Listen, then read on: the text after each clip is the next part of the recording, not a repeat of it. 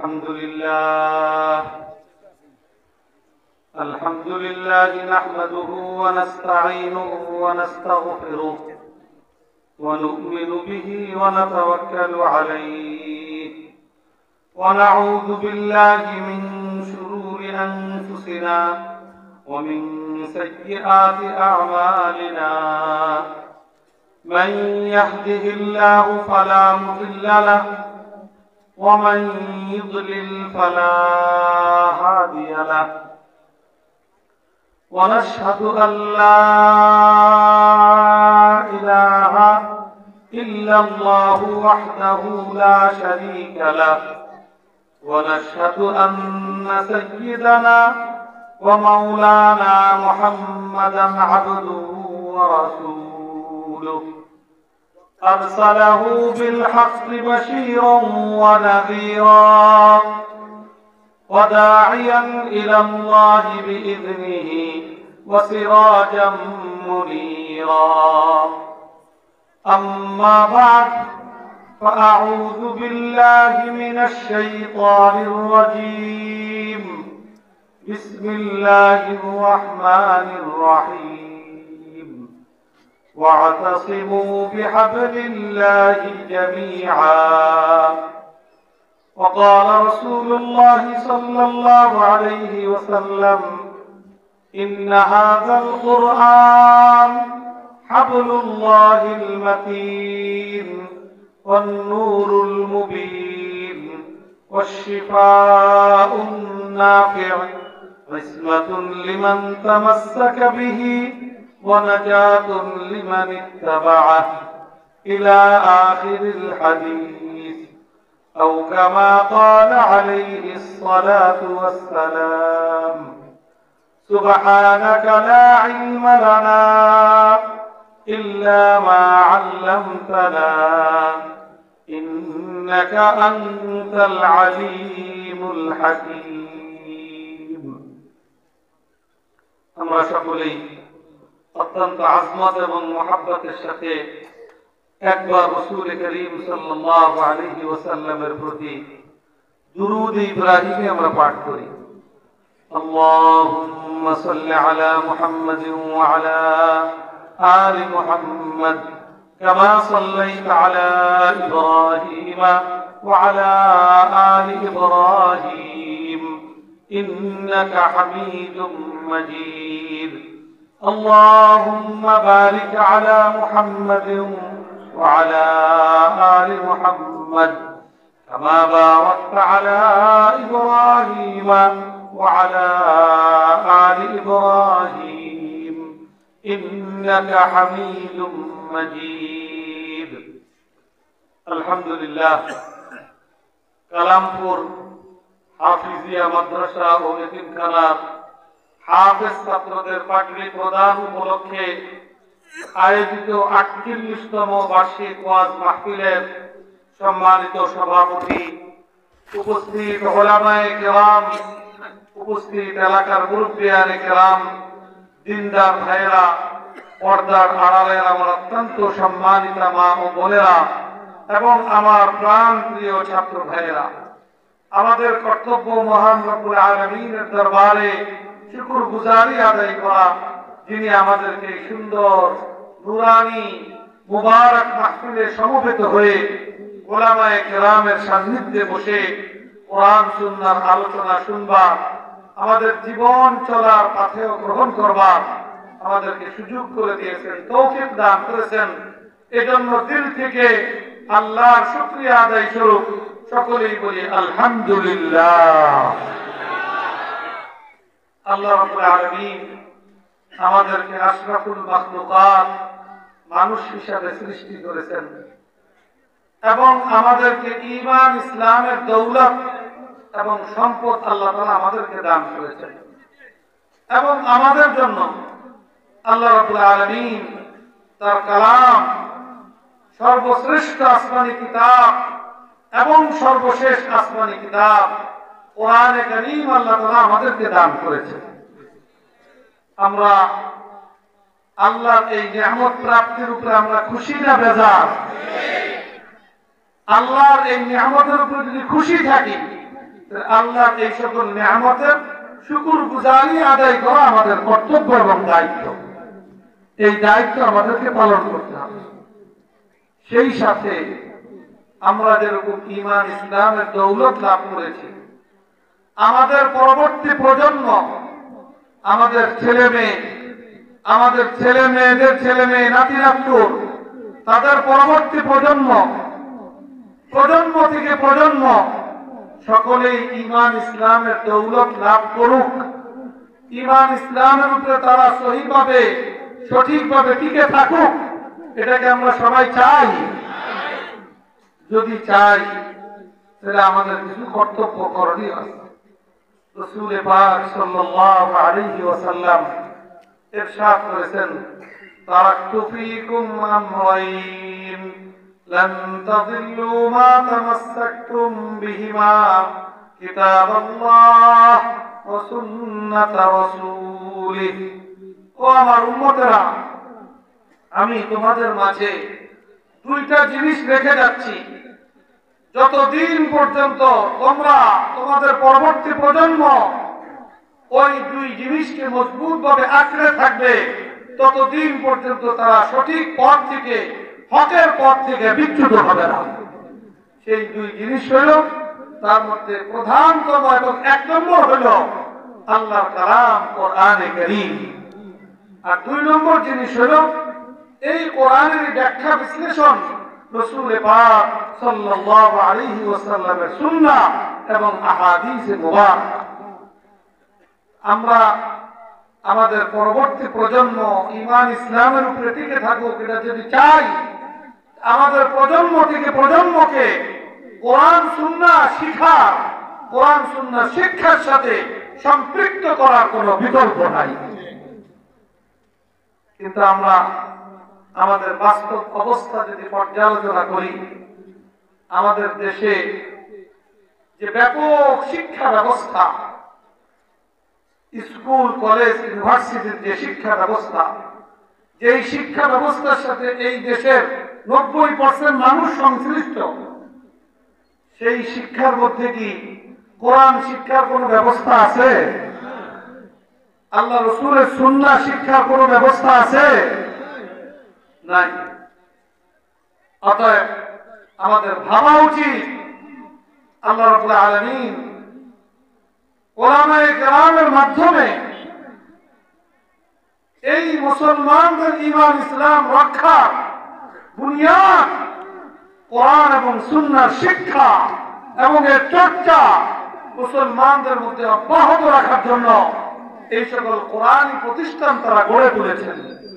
অতএব আমাদের সন্তানদেরকে এই সকল কোরআনী প্রতিষ্ঠানে তাদেরকে কোরআন শিক্ষা দেওয়ার উদ্যোগ গ্রহণ যদি আমরা করতে ব্যর্থ হই, তাহলে আমাদের সন্তানেরা কে কোন দিক থেকে যে হারিয়ে যাবে, কে যে নাস্তিক হয়ে যাবে, কে যে খোদাত্রুটি হয়ে যাবে, কে যে নবীর দুশমন হয়ে যাবে, আমাদের খবরও থাকবে না। এই জন্য আমাদের কর্তব্য, এক নম্বরে আমাদের প্রত্যেকটা ছেলে মেয়ে, আমরা যেরকম মুমিন মুসলমান, তারাও যেন ঈমান ইসলাম শিখতে পারে, ঈমান ইসলামের উপরে টিকে থাকতে পারে, কোন প্রতিকূলতার মধ্যে ঈমান ইসলাম হারা হয়ে যেন না যায়। এই জন্য তাদেরকে এক নম্বরে আল্লাহর কোরআনের শিক্ষা দেওয়ার বিষয়টাকে আমাদের নিশ্চিত করতে হবে। এই ক্ষেত্রে আমরা আমাদের সামাজিক সার্বিক অবস্থা যেটা ব্যাপকভাবে আমরা আমাদের সন্তানদেরকে স্কুলে পড়াই, কলেজে পড়াই, ইউনিভার্সিটিতে পড়াই। আপনি স্কুলে পড়ান, আমরা একেবারে নিষেধ করব না। তবে স্কুল কলেজ ইউনিভার্সিটির যে শিক্ষা ব্যবস্থা, এই শিক্ষা ব্যবস্থার মূল প্রবর্তক হল ইংরেজ, ব্রিটিশরা। এই বাংলাদেশ যখন ভারত ছিল, এক সময় ছিল না, জানা আছে আপনাদের? কবে ছিল? কবে? 1947 সনের আগে এই দেশ, এটা বাংলাদেশ ছিল না, পাকিস্তানও ছিল না, পুরাটাই কি ছিল? ভারতবর্ষ ছিল।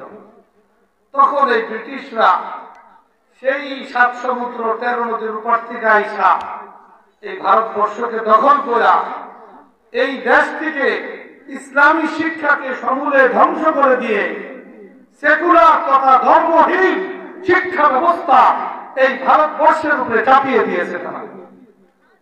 আমাদের ওলামায়ে কেরাম সেই সময় থেকেই বিকল্প শিক্ষা ব্যবস্থা, কোরআন এবং সুন্নাহ শিক্ষা ব্যবস্থা নিজের অর্থে, নিজেদের অর্থে, নিজেদের শ্রমে, নিজেরা না খেয়ে গাছতলায় বাসতলায় বসেও মুসলমানদের সন্তানদের ঈমান ইসলাম রক্ষায় তারা কোরআন সুন্নাহ বিকল্প শিক্ষা ব্যবস্থা এবং শিক্ষা ধারা তারা গড়ে তুলেছে।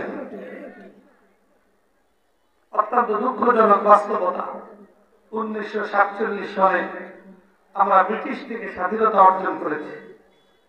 এরপর আবার 1971 সালে দ্বিতীয়বার স্বাধীনতা অর্জন করেছি। দুইবার স্বাধীনতা অর্জনের প্রায় 80 বছর অতিক্রান্ত হতে চলেছে, কিন্তু আমাদের যে মূল শিক্ষা ব্যবস্থা, জাতীয় শিক্ষা ব্যবস্থা, সেই শিক্ষা ব্যবস্থা ব্রিটিশরা যেই সেকুলার তথা ধর্মহীন শিক্ষা ব্যবস্থা আমাদের দেশের উপরে চাপিয়ে দিয়েছিল, এখন পর্যন্ত আমরা মূল জাতীয় শিক্ষা ব্যবস্থায় সেই শিক্ষা ব্যবস্থা থেকে বেরিয়ে আসতে পারি নাই। আমাদের কি এই ব্যাপারে কোন দায় দায়িত্ব নাই? কি বলেন নাই? আমরা বাস খালি আল্লাহর কাছে বাস বলবো যে আল্লাহ আমরা কি করব?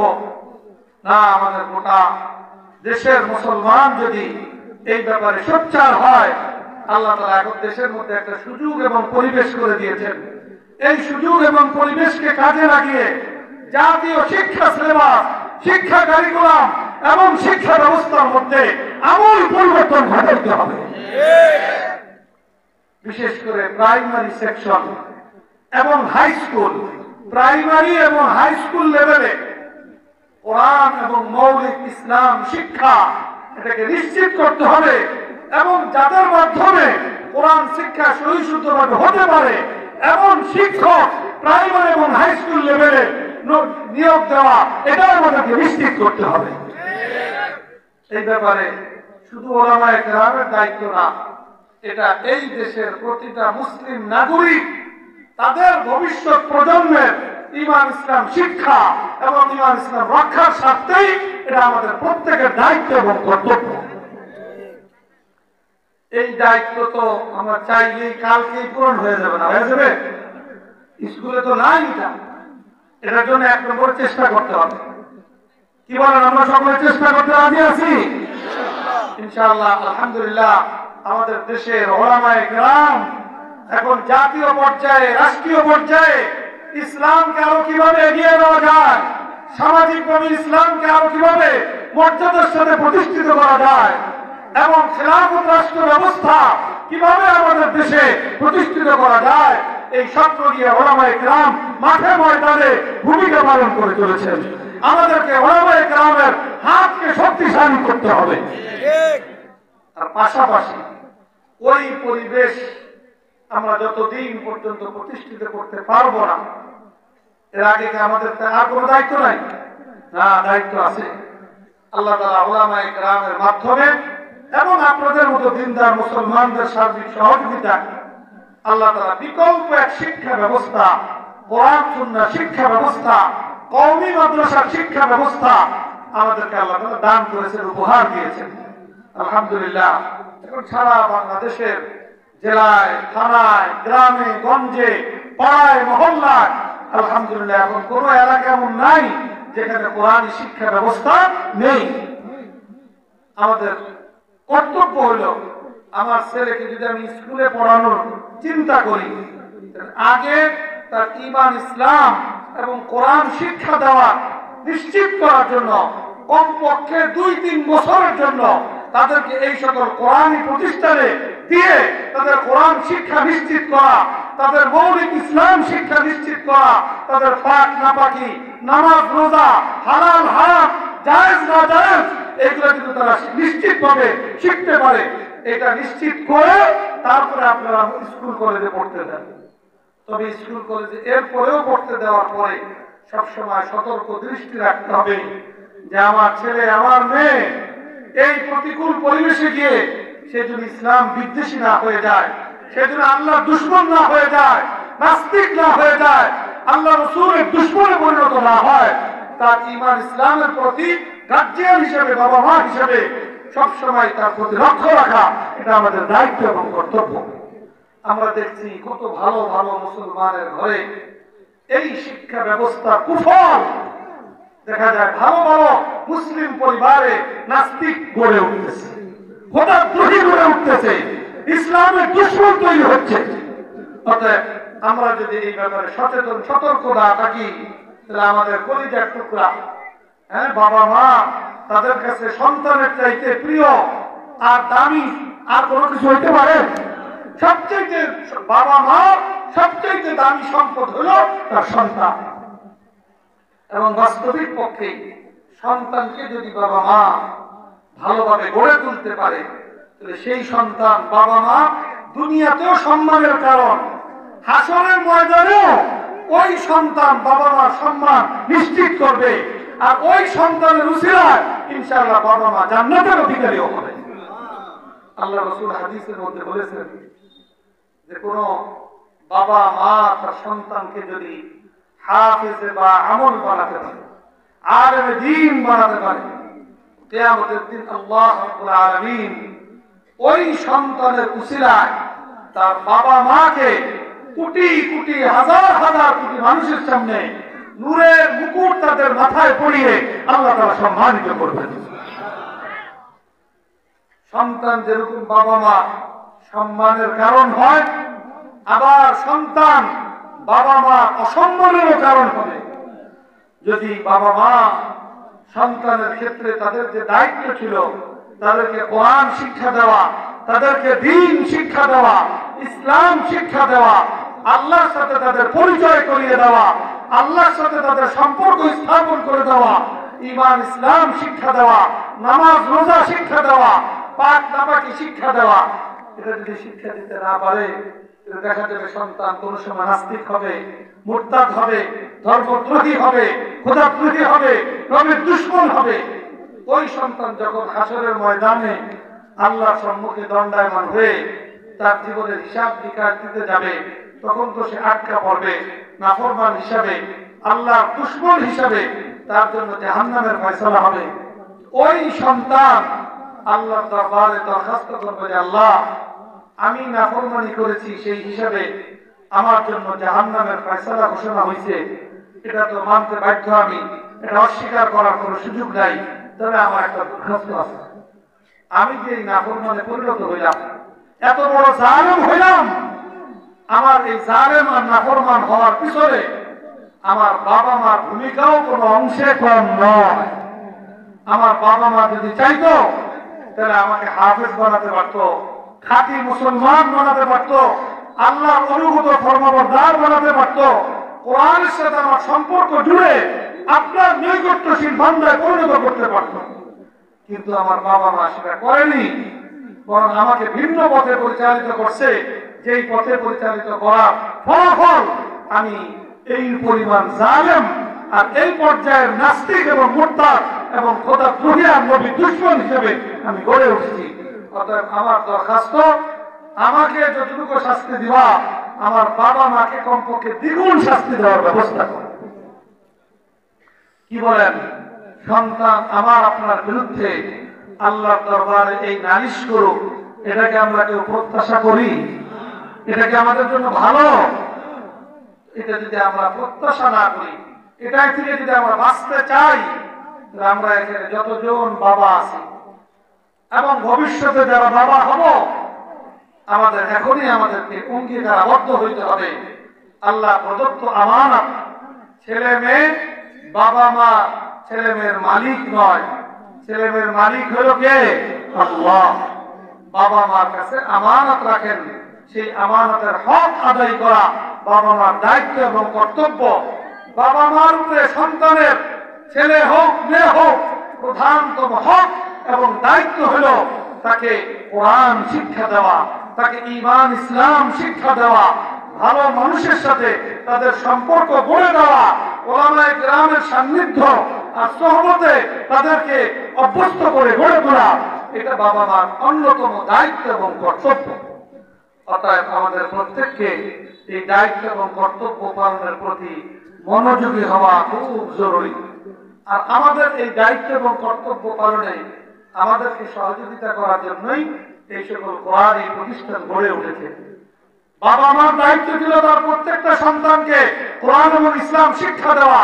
ওই বাবা মার দায়িত্ব এই মাদ্রাসার পরিচালক এবং শিক্ষকরা নিজেদের কাঁধে তুলে নেয়। 24 ঘন্টার দায়িত্ব নেয়, খালি 2-4 ঘন্টা পড়ায় দিয়ে শেষ করে দেয় না। আপনাদের এক একটা ছেলে মেয়ের 24 ঘন্টার দায়িত্ব দিয়ে তাদেরকে হাফেজ বানায়, আলেম বানায়, হাফেজা আলেমা বানায়, তাদেরকে নামাজ শিখায়, ওযু শিখায়, তাদেরকে আদব কায়দা শিখায়, সালাম দেওয়া শিখায়, বড়দেরকে সম্মান করা শিখায়, খাওয়া কিভাবে সুন্নত তরিকায় খাইতে হয় সেটা শিখায়। প্রত্যেকটা কাজের আল্লাহ রাসূলের সুন্নত তরিকাটা থেকে শিক্ষা দেওয়া। এই মাদ্রাসাগুলা এই দায়িত্ব নিয়ে আপনাদের সন্তানদেরকে গড়ে তুলতেছে এমন ভাবে এই সন্তান আপনার নাজাতের জরিয়া হবে, আপনার বিশাল মর্যাদার উপলক্ষ এবং মাধ্যম হবে। অতএব এই মাদ্রাসাগুলোর ব্যাপারেও আপনাদের দায়িত্ব এবং কর্তব্য আছে। এই মাদ্রাসাগুলো যেন সুষ্ঠু সুন্দরভাবে পরিচালিত হতে পারে। আমাদের আকাবিরিন বুজুর্গানে দ্বীন এই মাদ্রাসাগুলোকে এমন ভাবে প্রতিষ্ঠিত এবং পরিচালিত করা পরিবেশ তারা কায়েম করে গেছেন যে সরকারের কোনো অর্থনৈতিক সহযোগিতা এবং সরকারের কোনো নিয়ন্ত্রণ এবং কর্তৃত্ব এই সকল মাদ্রাসার উপরে আমাদের বুজুর্গানে দ্বীন পূর্বসূরি আকাবিরিন প্রতিষ্ঠিত হোক, এটা যেন কোনোভাবেই হতে না পারে এই ব্যবস্থা এবং পরিবেশ তারা কায়েম করে গেছেন। সরকারের কর্তৃত্ব এবং নিয়ন্ত্রণ মুক্ত থেকে স্বাধীনভাবে আল্লাহ প্রদত্ত কোরআনী শিক্ষা সমাজে যদি এই পরিচালনা করতে হয়, এটার ধারা অব্যাহত রাখতে হয়, তাহলে মুসলিম সমাজ নারী পুরুষকে এই মাদ্রাসাগুলোর পাশে শক্তিশালীভাবে দাঁড়াতে হবে। এই প্রতিষ্ঠানগুলা সর্বাত্মক সহযোগিতা করতে হবে। আলহামদুলিল্লাহ সারা দেশে এই ধরনের কওমি মাদ্রাসা 40,000-এর অধিক বর্তমানে কোরআন সুন্নাহ শিক্ষা এই কার্যক্রম পরিচালনা করে যাচ্ছে। বছরে হাজার হাজার কোটি টাকা এই মাদ্রাসাগুলোর মধ্যে ব্যয় হচ্ছে। এই সব টাকায় আলহামদুলিল্লাহ মুসলমান জনসাধারণ নারী পুরুষ তারাই দিচ্ছে, তাদের দান এবং অনুদানে এই মাদ্রাসাগুলো প্রতিষ্ঠিত হচ্ছে। আমি এই কালামপুর এলাকাবাসী আপনাদেরকে আহ্বান জানাবো, আপনাদের এই প্রতিষ্ঠান আলহামদুলিল্লাহ 48তম বার্ষিক ওয়াজ মাহফিল, 48 বছর ধরে আপনাদেরকে হাফেজে কোরআন উপহার দিয়ে যাচ্ছে। আপনাদের সন্তানকে আলেম বানানোর পিছনে তারা মেহনত করতেছে। অতএব এই প্রতিষ্ঠানের মূল্যায়ন করা চাই, কদর করা চাই। এই প্রতিষ্ঠান যারা পরিচালনা করছেন ওলামায়ে কেরাম এবং শিক্ষক মন্ডলী, তাদেরকে যথাযথ কদর এবং মূল্যায়ন করা চাই। আল্লাহ রাব্বুল আলামিন আপনাদেরকে সকলকে তৌফিক দান করুন। আমি আর দীর্ঘ আলোচনা করব না। আলহামদুলিল্লাহ আরো অনেক আলোচক ওনারা উপস্থিত আছেন। আমি আমার সংক্ষিপ্ত আলোচনা এখানেই শেষ করতে চাই। এখন এবছর যারা এই মাদ্রাসা থেকে হাফেজে কোরআন পাকের হিফজ সম্পূর্ণ করেছে তাদের মাথায় সম্মানের পাগড়ি পরানো হবে। এরপর ইনশাআল্লাহ পরবর্তী আলোচকগণ তাদের গুরুত্বপূর্ণ আলোচনা করবেন। আপনারা একেবারে আখিরি মুনাজাত পর্যন্ত মনোযোগের সাথে থেকে এই নসিহতগুলো নিজেদের জীবন চলা পাথেয় হিসেবে গ্রহণ করবেন। এই আহ্বান রেখে সকলের কাছে দোয়া চেয়ে আমার আলোচনা এখানেই শেষ করছি। ওয়া আখিরু দাওয়ানা আলহামদুলিল্লাহি রাব্বিল আলামিন। আলহামদুলিল্লাহ আমাদের কালামপুর হাফিজে মাদ্রাসা থেকে এই বছর 40